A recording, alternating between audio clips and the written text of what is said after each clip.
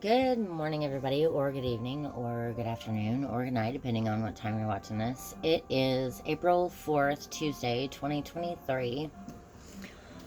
It is 11:25 at night. Okay, this is part 10 of chapter 1, The Cottage, Daniel Steele.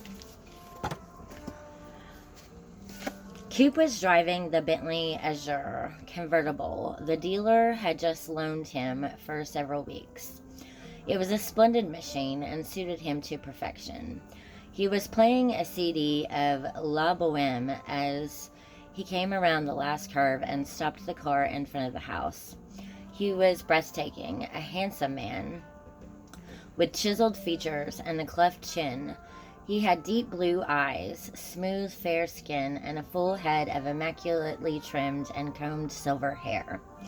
Even with the top down, he didn't have a hair out of place. He never did. Cooper Winslow was the epitome of perfection in every detail, mainly elegant with a sense of extraordinary ease. He rarely lost his temper and seldom looked unnerved.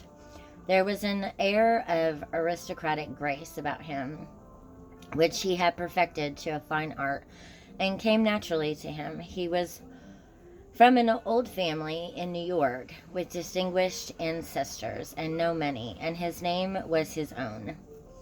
In his prime, he played all the rich boy upper class parts and sort of a modern day Cary Grant, with Gary Cooper looks.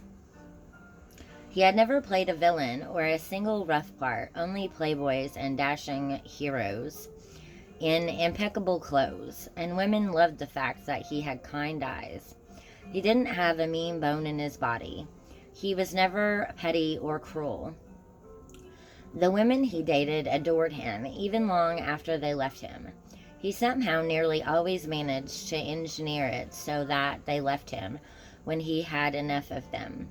He was a genius at handling women, and most of the women he had affairs with, those he remembered at least, spoke well of him. They had fun with him. Coop made everything pleasant and elegant, for as long as the affair lasted, and nearly every major female star in Hollywood at some point had been seen on his arm. He had been a bachelor and a playboy all his life. At 70, he had managed to escape what he referred to as the net, and he looked nowhere near his age. He had taken extraordinarily good care of himself. In fact, he'd made a career of it, and didn't look a day over 55. And when he stepped out of the magnificent car wearing a blazer, gray slacks, and an exquisitely starched and laundered blue shirt he'd had made in Paris, it was obvious that he had broad shoulders, an impeccable physique, and seemingly endless legs. He was 6'4", also rare in Hollywood, where most of the movie idols had always been short.